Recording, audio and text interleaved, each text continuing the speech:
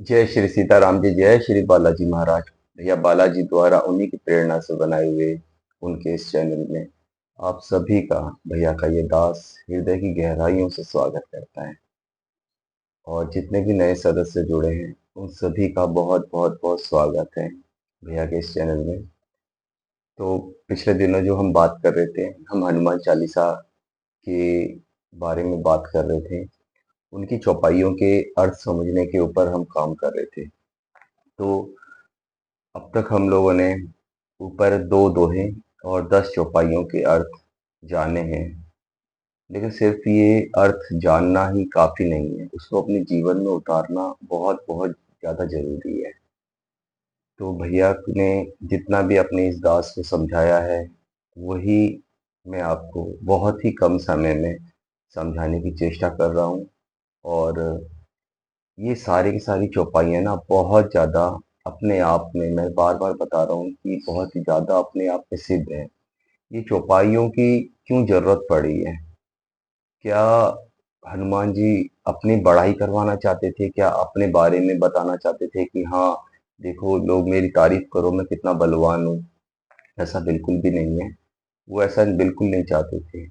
ये जो उन्होंने तुलसीदास जी से लिखवाई है, तुलसीदास जी ने लिखी नहीं है, ये लिखवाई गई है उनके द्वारा। ये सिर्फ हम लोगों के लिए, हम लोग कलयुगी इंसानों के लिए है कि हर एक चौपाई जो है ना, हमारे जीवन को कैसे बदल सकती है। उससे हम कैसे, उसके अंदर में कौन-कौन से वो गूढ़ रहस्य है, जिससे हम अपने जीवन को बदल सकते हैं। तो यही सोच के हम इसको चौपाइयों को करना चाहिए। बाकी ऐसा कुछ नहीं है कि ये चौपाइयों से हमें ऐसी सिद्धि या ऐसे कोई तंत्र मंत्र मिलने वाला है। तो अगर ये सब सोच के अगर कोई कर रहा है, तो ये बिल्कुल ही गलत है। तो चौपाइयों का अर्थ हमको समझना है कि ये हमारे जीवन को किस तरह से परिवर्तित कर सकता है। तो इसमें हर एक चौपाई में कुछ ना कुछ रहस्य छिपा हुआ है। तो हम 40 चौपाइयों की बजाय अगर किसी एक-एक चौपाई को भी अपने जीवन में उतारे ना, तो हमारा जीवन निश्चित ही परिवर्तित हो जाएगा। तो आप लोग कोशिश ज़रूर कीजिए। समय कम है, मैं आपको बताता हूँ। ये जो हमारी 11वीं चौपाई है, ये क्या कहती है? लाए संजीवन लखन जियाए, श्री रघुबीर हरषि उर लाए। जय श्री सीताराम जी, जय श्री बालाजी महाराज। तो क्या कहते हैं वो कि जो हर जगह अर्थ लिखा हुआ है और आप लोगों ने भी बहुत कोशिश की है इसका अर्थ ढूँढने की। मैंने आप लोगों से पूछा भी है, जितनों ने भी बताया है, वो बाकी उन लोगों से बहुत आगे है, जो सिर्फ़ अभी सोच ही रहे हैं। तो आप लोग कोशिश कीजिए चौपाइयों की गहराइयों में जाने के लिए। तो क्या कह रहे हैं, जो गूगल में लिखा हुआ है उसके हिसाब से बता रहा हूँ कि जब भैया लक्ष्मण मूर्छित हो गए थे और उन्हें सिर्फ सूर्योदय तक का समय मिला था कि एक बूटी है जिससे उनके जीवन की रक्षा हो सकती है, तो वो हिमालय से लेके आनी है। अगर वो बूटी सुबह तक इन तक नहीं पहुंची तो इनकी मृत्यु हो जाएगी। और सारे के सारे लोग जितने भी थे, प्रभु श्री राम या जो भी सेना में लोग थे, सभी दुखी थे। लेकिन वहीं पे हमारे एक बालाजी भी थे, जिन्होंने कहा कि नहीं, आप मुझे बताइए वो कहाँ जाना है, कैसे लेके आना है, मैं लेके आऊँगा। और वो संजीवनी बूटी लाए और भैया लक्ष्मण की जान बच पाई। और वो हमारे प्रभु श्री राम ने उनको गले से लगा लिया, इतने खुश हुए कि तुमने वो काम कर दिया जो कोई नहीं, असंभव को संभव करने वाले तुम ही हो। तो ये चीज़ इसमें बताई गई है सब में। अब इसका एक और अर्थ हम लोग जान सकते हैं और एक अर्थ समझने की कोशिश कर सकते हैं। अब ज़रूरी नहीं कि जो भी मैं बता रहा हूँ या जो भी बालाजी मेरे द्वारा आपसे बुलवा रहे हैं, वो आपको मानना अनिवार्य भी नहीं है। आप सुनने की कोशिश कीजिए कि क्या ऐसा हो सकता है? क्या हम इस तरह से भी सोच सकते हैं? क्या इसको हम अपने जीवन में उतार सकते हैं? तो ऐसा कोई भी पाबंदी नहीं है आप लोगों के लिए। बस आप समझने की कोशिश कीजिए कि ऐसा भी हो सकता है। और अगर आप समझेंगे तो बहुत ही मतलब एकदम महत्वपूर्ण चौपाई है। कुछ-कुछ चौपाइयाँ ऐसी है ना कि अगर आप उस एक चौपाई को लेके भी अपने जीवन को पूरा निकाल सकते हैं, तो उन्हीं में से एक चौपाई ये भी है। लाए संजीवन लखन जियाए, श्री रघुबीर हर्षि उर लाए। तो ये लक्ष्मण जी भैया कौन है? लक्ष्मण जी भैया जो हैं, वो हम ही लोग हैं। हमारा शरीर है, जो दुनिया से लड़ते हुए थक के बैठ गया, मूर्छित हो गया है, हार मान ली है कि अब हमारे पास कुछ नहीं बचा है। बस ये थोड़ा-सा समय है, इसको काटना है और फिर बस चले जाना है हमें इस दुनिया से। हार मान चुके हैं हर तरह से कि अब कुछ भी नहीं हो सकता, कुछ करने लायक ही नहीं है हम। हम इसी किस्मत के साथ आए थे, ऐसे ही रहेंगे। तो हमें और कुछ नहीं करना, हमें अपने आप से समझौता कर लिया है सबने। लेकिन हमें ये नहीं पता कि हमारे साथ में प्रभु भी है। प्रभु राम जो लक्ष्मण भैया के साथ थे, ऐसे ही हमारे साथ में भी हर स्थिति में प्रभु रहते हैं। हम उन्हें पहचान नहीं पाते हैं। लेकिन वो हमारे जो भी है, जो हम अपने आप से करते हैं, जो हम अपने निराशा में घुस गए हैं, जो हम मूर्छित अवस्था में हैं, उससे वो दुखी हैं, परेशान हैं। लेकिन वो हमारे साथ हैं। उस साथ से हमें क्या मिलता है? उस साथ से हमें बुद्धि और ज्ञान मिलता है, जो बालाजी का स्वरूप है। तो हर इंसान के जीवन में ना एक लक्ष्य ज़रूर होना चाहिए। एक लक्ष्य होना चाहिए, इस एक सपना ज़रूर होना चाहिए। कहते हैं सपना वो नहीं होता जो हम बंद आँखों से देखते हैं, सपना वो होता है जो हमको सोने ही नहीं देता है। तो ऐसा एक सपना ज़रूर रखिए, जो आपके जीने का सहारा है, जो आपके जीवन है। हर इंसान का एक अलग-अलग सपना होता है, अलग-अलग स्थिति में। छोटे बच्चे होते हैं, हमारा सपना होता है कि हाँ, हमें अपनी क्लास में फर्स्ट आना है, वो हम लक्ष्य लेके चलते हैं। हम बड़े होते हैं, हमारा एक और सपना होता है कि हाँ, हमें एक अच्छी नौकरी चाहिए, हमें ये है। उनका सपना या हमें बिज़नेस करना है, वो एक सपना एक अलग होता है। शादी होती है, उसका एक सपना अलग होता है, हमारा जीवन साथी ऐसा मिलेगा, ऐसा हो हमारा, हमें ऐसा जीवन चलाना है अपने जीवन साथी के साथ, वो एक सपना अलग होता है। उसके बाद जैसे बुढ़ापा आता है, वो एक सपना अलग होता है कि हमको कैसे सुख भोग चुके हैं, अब हमें शांति की तरफ जाना है, वो एक सपना एक अलग होता है। तो ऐसे ही बहुत से सपने लेके जो है हम लोग चलते हैं। बिना सपनों के जीवन नहीं है। सपना ज़रूर बहुत सपना और लक्ष्य ये जीवन में बहुत-बहुत ज़्यादा ज़रूरी है। उसी के लिए हमें काम करना है। बिना लक्ष्य के, बिना सपने के हम लक्ष्मण भैया के जैसे ही हैं मूर्छित अवस्था में, तो हमारा फिर कुछ नहीं हो पाएगा। हमें कुछ नहीं पता है, हम लोग दुखी हैं। तो अब इसको अचीव कैसे करेंगे? इसको पाना कैसे है? इसका एक तरीका बताया हुआ है। जब हम दुखी हैं, सब दुखी हैं, अब उसमें अवस्था आप देखिए कि भैया जब लक्ष्मण मूर्छित अवस्था में है, सबने हार मान ली है कि अब कुछ नहीं हो सकता, इसको तो जाना ही है, जाना ही है, जाना ही है। लेकिन फिर भी हमारे बुद्धि और ज्ञान, हमारे बालाजी ने पूछा कि कुछ तो रास्ता होगा। जब हमारे पास सारे दरवाजे बंद हो जाते हैं ना जीवन में, तब भी कोई ना कोई एक खिड़की खुली होती है। उसको हमें बुद्धि और ज्ञान से जगाना पड़ता है। तो वही हमको प्रभु ने हमें रास्ता दिखाया कि हाँ, एक रास्ता है, वो संजीवनी बूटी है बहुत दूर, हिमालय में एक असंभव कार्य है, उसको करना है। लेकिन असंभव कार्य को सिर्फ असंभव समझने से ही हम लोग हार मान जाते हैं। एक बार कोशिश ज़रूरी है। बालाजी ने कोशिश की है कि नहीं मैं कोशिश करूँगा। तो जब हम कोशिश करते हैं ना, तो आधी जीत हमें तभी मिल जाती है। हार के सबकी तरह रोने से कुछ नहीं मिलेगा हमें। बाकी हम समाज की तरह ही रह जाएँगे, जैसे सब बैठे हुए हैं। हम बालाजी के दास हैं, हमें उनसे अलग होना है, हमें कुछ अलग उनसे दिखना है, हमें उनसे कुछ अलग प्राप्त करना है। तब जाके जो है हम उनसे मतलब सबसे अलग हो सकते हैं। तो भैया बालाजी ने क्या किया, वो श्री राम प्रभु का नाम लेके, तो नाम जाप करके अपने आप को, अपने बुद्धि और बल को और ज्ञान को इतना ऊंचा करना है कि हम अपने लक्ष्य को प्राप्त कर सके। वो वहां से उड़े और अपने लक्ष्य प्राप्ति के लिए ना कुछ 8 चीजें हैं जो सबको बहुत बहुत ज़्यादा ज़रूरी होती है करने के लिए। तो अपने जीवन में इसे आप लिख के रख सकते हैं। तो पहली जो चीज़ है ना किसी भी लक्ष्य को प्राप्त करने के लिए, वो होती है हार्ड वर्क, मेहनत हमारी। हार्ड वर्क का कोई सब्स्टिट्यूट नहीं है। कोई भी लोग अगर सोचते हैं कि बिना मेहनत के हमें कुछ मिल जाएगा, तो कुछ नहीं मिल सकता है। मेहनत बहुत ज़रूरी है। मेहनत का कोई शॉर्टकट नहीं होता है। मेहनत हमें करनी पड़ेगी। जब तक हम खोदेंगे नहीं कुआँ, तब तक हम पानी पी नहीं सकते हैं। तो शॉर्टकट कुछ नहीं होता है इसमें। तो हम लोग के लिए सबसे ज़्यादा ज़रूरी है हार्ड वर्क। दूसरा क्या आता है? पेशेंस।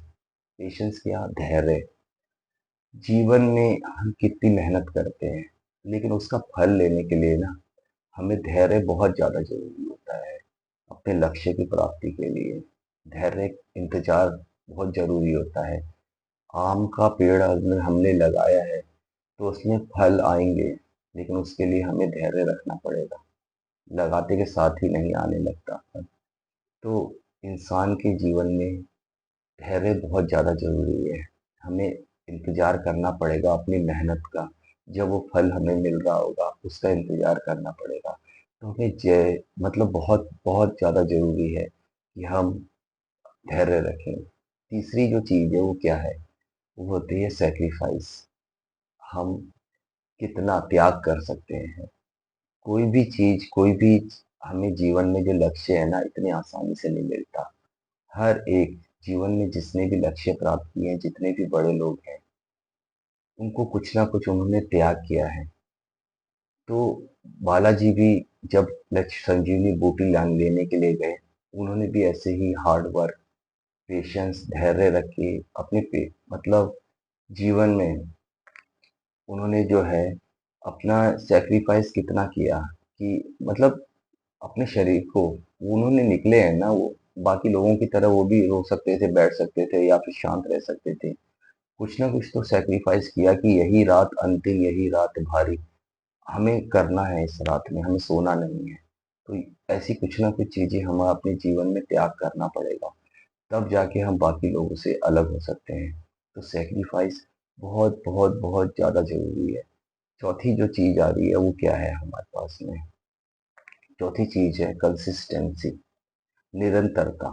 जो भी चीज़ हम लोग अपने जीवन में करें, किसी भी लक्ष्य को हमें प्राप्त करना है, मुझे बालाजी चाहिए, बालाजी संजीवनी बूटी चाहिए। निरंतरता बहुत ज़्यादा ज़रूरी है। आपको आपका कोई लक्ष्य चाहिए, आपको कुछ बनना है जीवन में, कहीं कुछ करना है, पेशेंस मतलब कुछ मतलब पाना है, कहीं पेपर में अव्वल लाना है, कहीं हमें जीवन में कुछ अच्छी नौकरी चाहिए। उसमें क्या है? निरंतरता होनी चाहिए। जो भी चीज़ हम काम कर रहे हैं, अगर हम पढ़ाई कर रहे हैं, तो हमें निरंतरता होनी चाहिए कि हाँ, हम लोग पढ़ें, पढ़ें, निरंतर पढ़ते रहें उसको। हम कहीं पे भी ये ना समझें कि नहीं अब ये हो गया है, अभी करते रहना है, उस चीज़ को करते रहना है। भैया बालाजी उड़े, निरंतरता से अपने चलते रहे, अपने पूरे वेग के साथ में चलते रहे, तो तब जाके हमको वो लक्ष्य मिलता है। तो निरंतरता बहुत बहुत ज़्यादा ज़रूरी है। पाँचवीं चीज़ क्या आती है हमारे पास में? वो है हमारे पास डिसिप्लिन, अनुशासन। किसी भी काम में अगर डिसिप्लिन नहीं है, अनुशासन नहीं है, तो हम अपने लक्ष्य को प्राप्त नहीं कर पाएँगे कभी भी। अनुशासन ही है जो कि हमें वहाँ तक पहुँचा सकता है। लेकिन हम लोग क्या है, 4 दिन करने के बाद में 5वें दिन में छोड़ देते हैं। भैया जी का हमने, बालाजी का हम प्रार्थना कर रहे हैं, पूजा कर रहे हैं, आराधना कर रहे हैं, 2 दिन किया, 4 दिन किया, 5 दिन किया, उसके बाद में नहीं यार अब नहीं है, अभी तो हमें कुछ मिला ही नहीं है। या हम देखते हैं कि नहीं अब नहीं कर पाएँगे, हमने सोचा था हम ये करेंगे, लेकिन हम लोग नहीं कर पाते हैं। तो वो डिसिप्लिन जो होती है ना, वो डिसिप्लिन हम लोगों को मतलब वही हमारे तक पहुंचाती है। वो अनुशासन बहुत ज़्यादा ज़रूरी है। उसके बाद में जो हमारे पास छठी चीज़ जो है ना, वो होती है सेल्फ कॉन्फिडेंस। हमें अपने अंदर में इतना कॉन्फिडेंस होना चाहिए, हमें इतना विश्वास होना चाहिए कि नहीं, हम ये कर लेंगे। किसी भी लड़ाई को जीतने के लिए ना, अपने अंदर में अगर हमारे अंदर में कॉन्फिडेंस होगा, तब हम आधी लड़ाई जीत जाते हैं। या फिर किसी भी लड़ाई पे जाने से पहले अगर हम लोग हार मान जाते हैं ना, मन से जो हार जाते हैं, तो सोच लो कि वो आधी लड़ाई तो तभी वो हार जाता है। तो अपने अंदर में कॉन्फिडेंस ज़रूर होना चाहिए कि नहीं, मैं कर लूँगा, मेरे साथ हो जाएगा, मैं करूँगा। तो ये कॉन्फिडेंस बहुत ज़रूरी है, बहुत ही ज़्यादा ज़रूरी है। तो अपने अंदर में वो कॉन्फिडेंस, अपना वो विश्वास, वो भरोसा ज़रूर पैदा कीजिए आप। उसके बाद में जो सातवीं चीज़ जो आती है ना, वो आ रही है क्या? वो आ रही है पॉजिटिव एटीट्यूड। क्या कहता है इसको? पॉजिटिव एटीट्यूड क्या होता है? हमारे जो है सकारात्मक सोच हर चीज़ के प्रति। ऐसा नहीं है कि अगर कुछ चीज़ छूट गया है, अगर अभी हम लोग का मान लिया कहीं पे हम फेल हो रहे हैं, कोई हमसे दूर हो गया है, कोई रिश्ता हमारा टूट गया है, कोई किसी ने हमें किसी वजह से हम परेशान हैं, कोई हमारा बिजनेस में लॉस हो गया है, तो एक पॉजिटिव एटीट्यूड ज़रूर रखना है कि अगर हमें ये नहीं मिला है, तो बालाजी ने ज़रूर इससे अच्छा हमारे लिए सोच के रखा होगा। तो उसी एटीट्यूड के साथ हम लोगों को जो है ना, जीवन बिताना है, अपने लक्ष्य को प्राप्त करना है। कि एक बार फेल हुए, 2 बार फेल हुए, लेकिन हमको उस फेलियर से जो वो अनुभव मिला है, उससे हम लोग ज़रूर अपने लक्ष्य को प्राप्त कर पाएँगे। तो ये बहुत ज़रूरी है, सेल्फ कॉन्फिडेंस होना। और जो हमारा 8वीं जो चीज़ आ रही है हमारी ना, उसमें थोड़ा-सा ध्यान दीजिए कि जब भी हम अपने लक्ष्य के पास, मतलब लक्ष्य को लेते हैं या कोई सपना लेते हैं ना, तो हमें क्या करना है? हमें focus on the goal, not on the obstacle. Okay, क्या कहते हैं हिंदी में? हमें अपने लक्ष्य के बारे में सोचना है, उसमें आने वाले व्यवधान के बारे में नहीं सोचना है। बहुत सारे व्यवधान आएंगे। बालाजी गए थे, उड़ के जब वो गए लाने के लिए, तो रास्ते में कितनी परेशानियां उनको आई। उनको एक कालनेमी नाम का राक्षस भी मिला, साधु वेश में मिला। तो ऐसे ही हमारे जीवन में बहुत सारे दुश्मन मिलते हैं हमें, बहुत सारे हमारे लक्ष्य से जो हमें भटकाते हैं, लेकिन हमें उससे भटकना नहीं है। किसी भी परिस्थिति में हमें भटकना नहीं है। हमें अपने लक्ष्य पे फोकस करना है। Focus on the process, not on the result.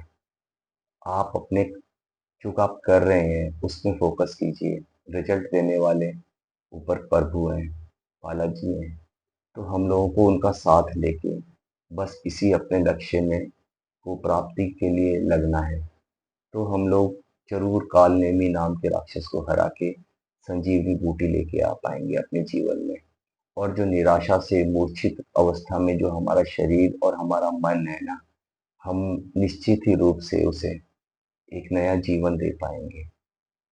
तो ये जो चौपाई है ना, जो 11वीं चौपाई है, वो आपको यही बताने की कोशिश करती है कि आप अपने मन से हार के मूर्छित अवस्था में मत चले जाइए कि हाँ, अब कुछ नहीं हो सकता जीवन में। कोशिश कीजिए अपना एक जो आप में सपना है, जो आपका लक्ष्य है, उसको प्राप्ति के लिए। और ये जो 8 चीज़ें जो बालाजी ने बताई हैं, उसको अपने जीवन में उतारने की कोशिश कीजिए। कहीं लिख के रख लीजिए और बार-बार देखिए। इस वीडियो को देखिए, नहीं समझ में आ रहा है, बार-बार देखिए।